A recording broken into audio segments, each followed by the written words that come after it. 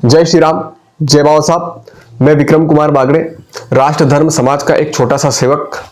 आप सभी देशवासियों को डॉक्टर बी.आर. अम्बेडकर श्रद्धेय बाबा साहब की जन्म जयंती की बहुत बहुत शुभकामनाएं। मानता हूं जीवन में कोई भी व्यक्ति पूर्ण नहीं होता, कुछ ना कुछ कमियां होती हैं, लेकिन उस कमी के लिए उसके जो समाज के लिए योगदान है, राष्ट्र के लिए योगदान है, उनको नहीं भुलाया जा सकता। मैं एक आदिवासी दलित समुदाय के बीच में कार्य करता हूं, स्वयं दलित समुदाय से आता हूं। अच्छे से पता है कि मैं ये बात आपको कहूंगा, बड़ा आश्चर्य होगा। जहां पर भी मैं गया, लगभग 90 से 80% लोगों को यह तक नहीं पता कि बाबा साहब ने देश और राष्ट्र और धर्म और समाज के लिए क्या किया। उनको सिर्फ वो पता है जो कुछ दलित संगठनों ने और दलित नेताओं ने राजनीतिक एजेंडे के रूप में फैलाया हुआ है। उनको ये पता है कि बाबा साहब को मंदिर में नहीं आने दिया जाता, बाबा साहब को खाना नहीं खाने दिया गया, बाबा साहब को शिक्षा नहीं ग्रहण करने दी गई। ये सारी चीजें जो एक नफरती सोच के साथ इस देश में फैलाई जा रही हैं, ये उनको पता है। बाबा साहब ने कितना अपना समर्पण धर्म के लिए, राष्ट्र के लिए, समाज के लिए किया।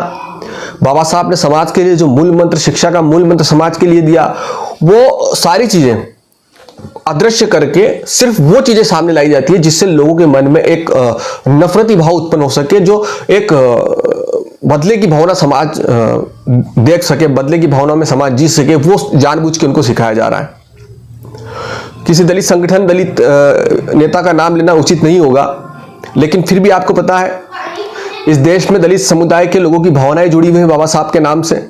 इसलिए बाबा साहब की तस्वीर लेकर, संविधान की तस्वीर लेकर कुछ लोग ये जताना चाहते हैं कि देखिए हम बाबा साहब के सबसे बड़े अनुयायी हैं, बाबा साहब का हमसे बड़ा कोई अनुयायी हो नहीं सकता। तो ये झूठ बहुत जल्दी समाज के सामने आ जाएगा, क्योंकि बाबा साहब का जो मूल मंत्र था वो था शिक्षा। आपने जितने संगठन इस देश के कोने कोने में अपने पहुंचाए हैं, जितने लोग, जितने युवा आपने खड़े करे, आप चाहते तो उतनी आप शिक्षा के सेंटर खोल सकते थे, एजुकेशन सेंटर खोल सकते थे, समाज को आगे बढ़ा सकते थे। आपने समाज को सिखाया सिर्फ और सिर्फ बदला किस तरीके से लेना है, किस तरीके से पंडित का अपमान करना है, किस तरीके से देवी देवताओं का अपमान करना है, किस तरीके से समाज में एक विमनस्य पैदा करना है, समाज को उस दौर में वापस ले जाना जिस दौर से बाबा साहब हमें निकाल के लाए हैं। आप सिर्फ वो कर रहे हैं जो कुछ साल पहले कुछ लोगों ने राजनीतिक स्वार्थ के लिए किया था। आप भी अपना राजनीतिक स्वार्थ पूरा करने के लिए ये चीज दोहरा रहे हैं। मत करिए ऐसा।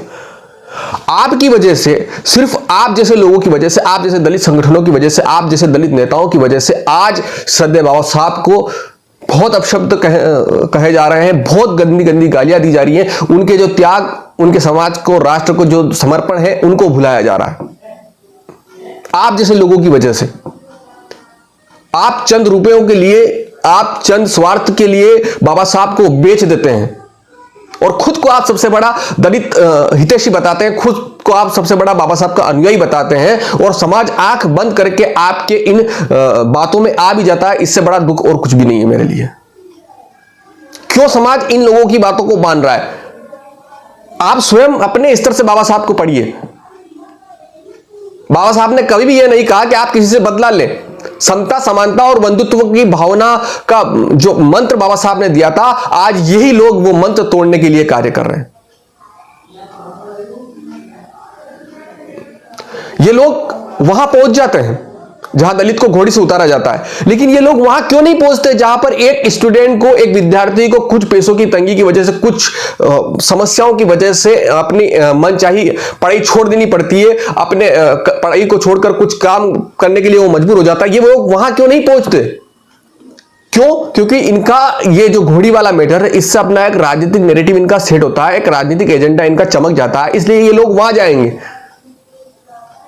130 करोड़ की जनसंख्या है, अपवाद कहीं कहीं हो सकते हैं, लड़ाइयां कहीं कहीं दो गुटों में हो सकती है। उसको आप जातिगत रंग देकर क्या साबित करना चाहते हैं?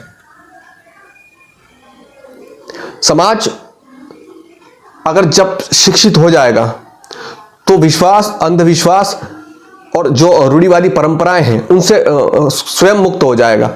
आपको यह बताने की जरूरत नहीं है कि आप उसको माने, उसको न पूजे, उसको पूजे, इसको न पूजे। बाबा साहब ने यह काम नहीं सौंपा था आपको। बाबा साहब ने आपको जो काम सौंपा था, उस काम से तो आप लाखों कोसों दूर चले गए हैं।